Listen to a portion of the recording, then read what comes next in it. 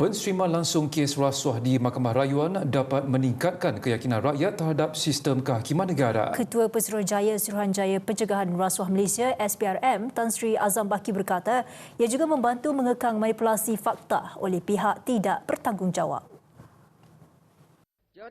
Semalam, Menteri di Jabatan Perdana Menteri, Undang-Undang dan Reformasi Institusi, Datuk Seri Azalina Osman Said mengesahkan pelaksanaan penerimaan langsung perbicaraan kes rasuah pada peringkat Mahkamah Rayuan. Ia diputuskan Jawatan Kuasa Khas Kabinet Tata Kelola Nasional yang dipengerusikan Perdana Menteri akhir tahun lalu.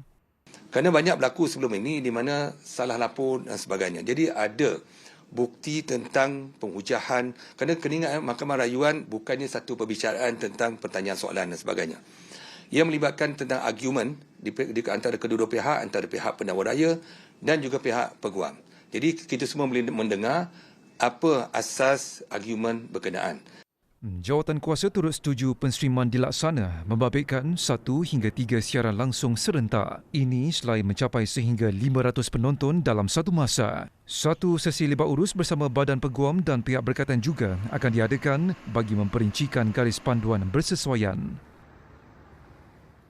Sementara itu, bagi pemerhati rasuah Malaysia, penerimaan prosiding dapat memberi pemahaman lebih jelas kepada orang awam mengenai pertimbangan yang dibuat hakim. Menerusi prosiding secara langsung, maklumat juga lebih telus berbanding diperoleh daripada laporan media atau media sosial. Selain itu, siaran tersebut wajar disalurkan melalui platform rasmi Badan Kehakiman bagi memastikan maklumat yang diterima oleh rakyat adalah tepat dan sahih.